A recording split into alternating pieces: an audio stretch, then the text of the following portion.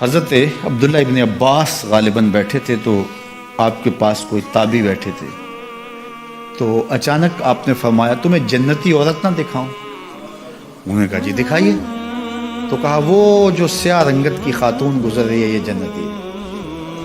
تو انہوں نے کہا وہ کیسے؟ کہا ایک دن یہ حضور کے پاس آئی اور آقا کریم سے کہنے لگی حضور میرے لیے دعا کر دیجیے، مجھے مرگی کے دورے پڑتے ہیں تو میں گر پڑتی ہوں، تو آپ میرے لیے دعا کر دیجئے میں اس بیماری سے بچ جاؤں۔ تو اللہ کے محبوب علیہ السلام نے فرمایا اگر تو صبر کرے تو تیرے لیے جنت کا وعدہ ہے، آپ کہو تو میں دعا کر دیتا ہوں تم ٹھیک ہو جاؤ گے، لیکن اگر تم صبر کرو تو جنت کا وعدہ ہے۔ تو اس نے کہا ٹھیک ہے مجھے منظور ہے، جنت وعدہ ٹھیک ہے، لیکن جب میں گرتی ہوں تو میرا پردہ کھل جاتا ہے، عورت ذات ہوں، چلو ٹھیک ہے بیماری رہے گروں بھی، لیکن اتنی دعا تو کر دیں کہ پردہ نہ کھلے۔ تو اللہ کے محبوب نے فرمایا ہاں یہ دعا میں کر دیتا ہوں۔ کہا کہ مرگی کے دورے سے اب بھی پڑھتے ہیں، اب بھی گر جاتی ہے، لیکن اللہ اس کے پردے کی حفاظت کرتا ہے۔ اللہ اکبر!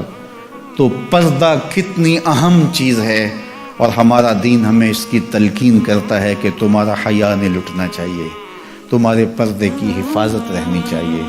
حیا دین ہے، اور حیا کے ساتھ اسلام کا تعلق کتنا گہرا ہے کہ یہ دونوں جڑی ہوئی چیزیں ہیں، ایک رخصت شے ہوتی ہے تو دوسری بھی رخصت ہوتی ہے۔ مجھے بھی آپ کو بھی عملی کوشش بھی کرنی چاہیے کہ یہ جو ذرائع ہیں حیا باختگی کے، ان سے اپنے آپ کو اور اپنی نسل کو بھی بچایا جائے، اپنی معاشرت کو بھی بچایا جائے۔ اور دوسری بات کہ ایمان کی تکمیل تو حیا سے ہی ہے، یہ باڑ ہے ایمان کے لیے، اگر یہ باڑ اتر گئی تو ایمان پر حملہ ہو جائے گا۔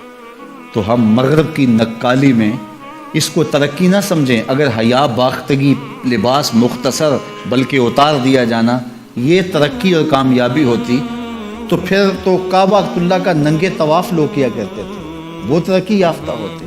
تو برہنہ ہو جانا یہ حیوانیت کی طرف سفر ہے، یہ کامیابی نہیں ہے، یہ عروج نہیں ہے، یہ فیشن اور ترقی نہیں ہے، یہ تو اخلاقیات سے کنارہ کشی ہے، یہ تو حیا باختگی ہے۔ اسلام ایک روشن خیال دین ہے، اسلام ترقی یافتہ دین ہے، اسلام انسانی مزاج سے ہم آہنگ دین ہے، انسانی ضروریات کے تقاضوں کو پورا کرنے والا دین ہے، انسانیت سے ہمارے مزاج سے ہماری فطرت سے ہٹ کر کوئی دین نہیں ہے۔ تو نفس کی تسکین اور ہے، روح کی تسکین اور ہے۔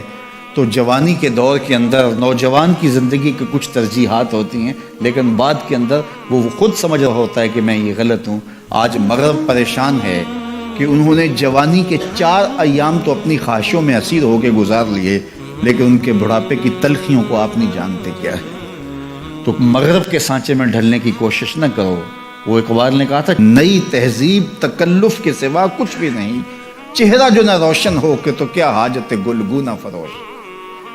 اندر کچھ ہو ہی نہ اور اوپر میک اپ کیا ہوا ہو تو وہ تو کبھی اترے گا، جب اترے گا تو نیچے سے کیا بلا نکلے گی۔ تو یہ مغرب کی تہذیب ایک میک اپ ہے، جب اترتا ہے تو نیچے سے بلائیں برآمد ہوتی ہیں، اور وہ بڑھاپے میں جا کے ان کی حالت دیکھو کہ وہ کتنی تلخ عجیب اور پریشان کن زندگی گزار رہے ہیں۔ لیکن مومن کی زندگی میں بظاہر تلخیاں بھی ہوں، لیکن اس کا چہرہ روشن ہی آپ کو دکھائی دے گا اگر وہ اسلام کے دیے ہوئے اصولوں کے مطابق چلتا ہے۔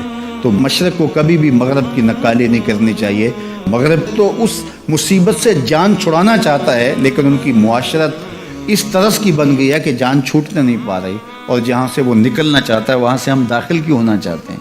تو میری بیٹی، میری بہن، تو مغرب کی بیٹی نہیں ہے، تو مشرق کی شہزادی ہے۔ تیرا برقع، تیری چادر، تیرا حجاب تیری آبرو کا پہرا ہے، جب تو سمٹتی ہے تو معاشرہ پھیلتا ہے۔ تیرا حیا ہی تیری زندگی کا تیور ہے، اور یہی تیرا نور ہے۔ اور نوجوان کی آنکھوں کے شرم و حیا کے تلے عبادت کی لذت رکھی گئی ہے۔ اگر آپ چاہیں کہ عبادات میں لذت نصیب ہو، سجدے میں قرار نصیب ہو، اپنی نگاہوں کی حفاظت کر کے دیکھو، سجدے میں سرور آنا شروع ہو جائے گا، نمازوں میں لذت آنی شروع ہو جائے گی۔ تو اللہ ہمیں حیا کے جوہر سے مالا مال فرمائے۔